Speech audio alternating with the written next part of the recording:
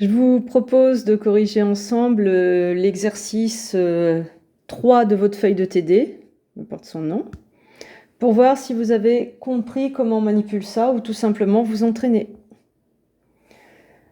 Donc, hyper important, on vous parle de loi, on veut montrer que machin est un groupe. Vous devez avoir compris avec les vidéos précédentes que si vous n'analysez pas de quelle nature sont les variables de E, vous déclarerez mal vos objets et ça va vous mener à du aucun sens. Qu'est-ce que je lis? E est déclaré comme l'ensemble, dedans il y a ça, les 10 puissance P. Donc dans E, il n'y a pas des variables de Z. Les variables de Z servent à construire la quantité 10 puissance P et c'est ça qui est dans E. Donc, première chose à comprendre, c'est quoi cet ensemble? Du coup, je comprends que quand je vais déclarer des objets de E, eh bien, il faudra préalablement déclarer des variables annexes, des entiers, n, p, machin, et avec l'entier déclaré annexe, vous aurez une variable de E associée, 10 puissance p, 10 puissance n, etc. Exemple, si vous choisissez p égale à 0, vous avez le droit, c'est un entier, eh bien vous aurez l'objet 10 puissance 0, c'est le nombre 1, qui fait partie des éléments de E. Si vous déclarez P égale 12, mon nombre préféré, eh bien vous récupérez 10 puissance 12, qui sera un élément de E. Mais vous avez droit au négatif. Donc si vous faites P égale moins 1, vous récupérerez 10 puissance moins 1, 1 dixième, qui est un élément de E. Donc ça déjà, c'est votre premier travail d'observation. Ça ne se rédige pas, ça se comprend. Je comprends que pour déclarer des objets de E, il y aura des annexes et que c'est ça qui est dans E et non pas ça. Donc maintenant, la loi, c'est la multiplication usuelle entre réels. Bien, qu'est-ce qu'on sait de cette loi? Par rapport aux caractéristiques qu'on connaît de groupe, on sait qu'elle est associative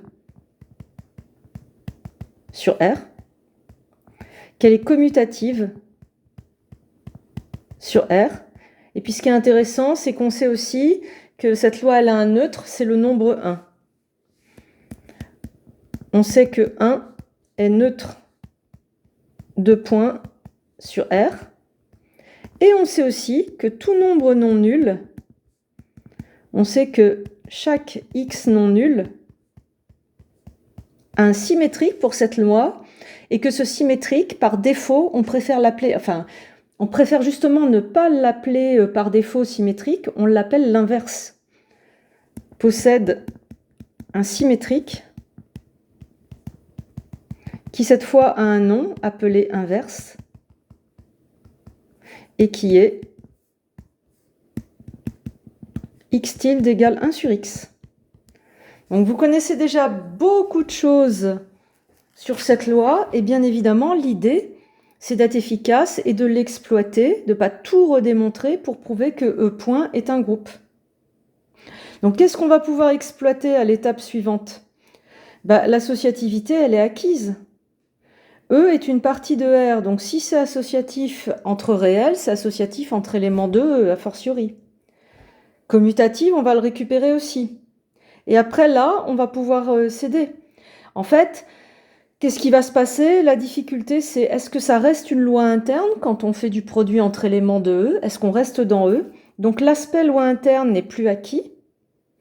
Et puis, ce qui n'est pas acquis, c'est que notre symétrique qu'on connaît dans R, peut-être qu'il ne reste pas dans E. Donc je vous propose d'affiner tout ça en examinant tranquillement chaque booléen de groupe. Alors, est-ce que G1 est une loi interne? Ça on ne le récupère pas de manière évidente, il faut le justifier. Parce que c'est le booléen. Pour tout UV, les lettres UV, je trouve conviennent bien à mes éléments de E qui sont de type réel. Donc je prends mes notations par défaut. Pour tout UV appartenant à E, est-ce que le U.V est défini? Ça, on le récupère de manière évidente. Mais surtout, est-ce que le U.V appartient à E? Ça, il faut le justifier. Et donc, pour répondre à cette question, je vais déclarer UV dans E. Mais là, j'ai compris que si je mets UV dans E, je n'ai pas tout dit. U, c'est un 10 puissance P. V, c'est une puissance de 10 aussi. Donc, en fait, il vaut mieux commencer par l'annexe, par les variables annexes.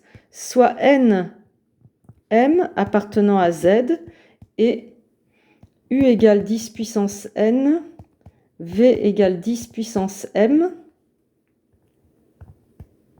des éléments de E associés.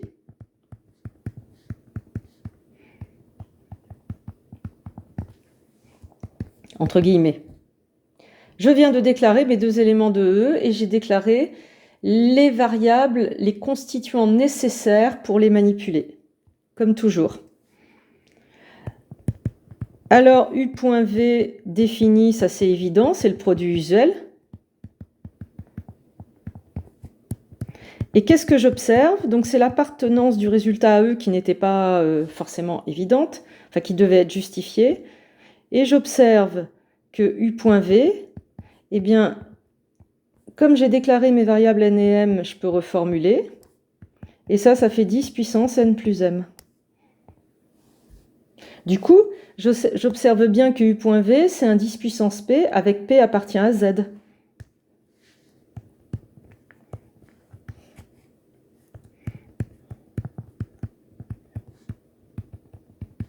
Si U.V appartient à E, car il est de la forme 10 puissance p avec p égale n plus m appartient à z. Donc c'est bon, on a bien une loi interne sur E. Question suivante, G2 est-elle associative? Bah là, je ne fais pas d'effort, j'écris même pas le booléen.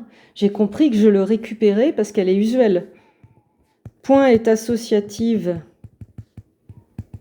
sur R, donc elle l'est aussi sur E. Si ça marche entre éléments de R, a fortiori, ça marche entre éléments de E, qui sont une petite partie de R. Elle l'est aussi sur E. Voilà, pas d'effort. Est-elle commutative? Oui, c'est usuel. C'est usuel sur R, donc c'est vrai aussi sur E. J'espère que vous voyez la différence avec les lois usuelles qui n'étaient pas usuelles, où on devait tout redémontrer. C'est le but un peu de l'exo. Est-ce que G3 a un neutre? Donc là aussi, comme ma loi est usuelle, je ne pars pas dans le vide. J'ai déjà un candidat pour être neutre, c'est le nombre 1.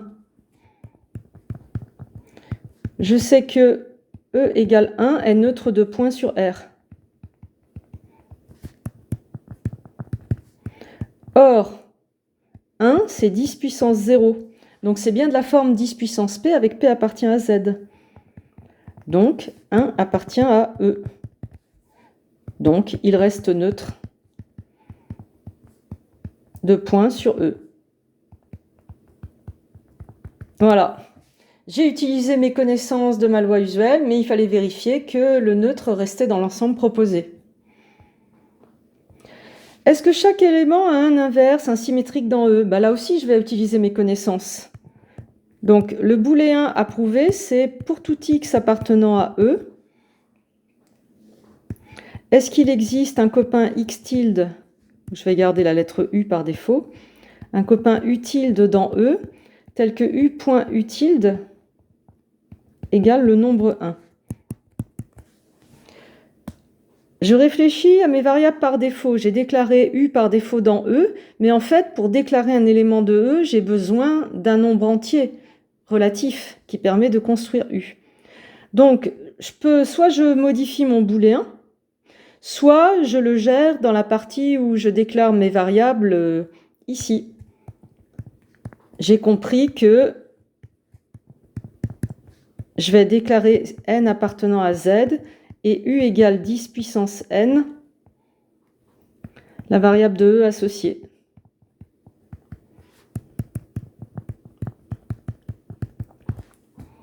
Voilà. Je viens de déclarer un élément U formel de E. Le copain U tilde, en fait, je le connais dans R. Donc moi, je vais déclarer U tilde. J'utilise mes connaissances de loi usuelle. C'est l'inverse de U. Et qu'est-ce que j'observe?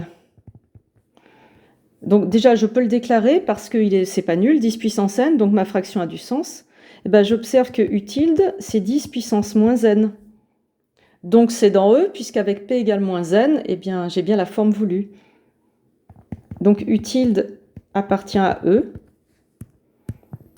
puisqu'il a la forme 10 puissance P, avec P égale moins N appartient à Z. Donc c'est bon.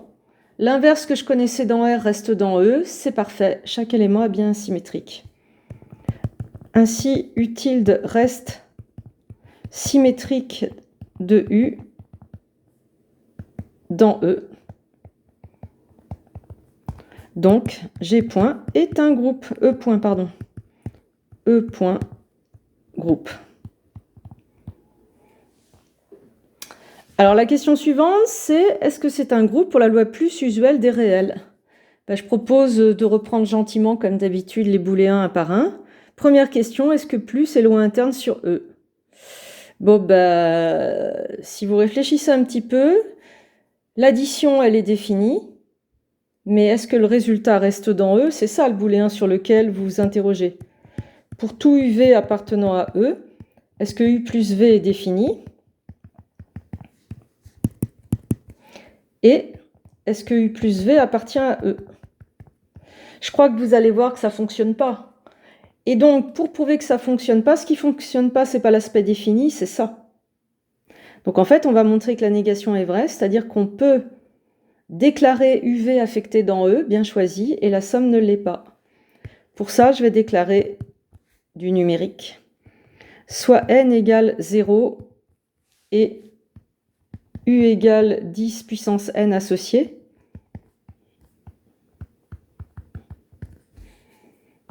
Dans E.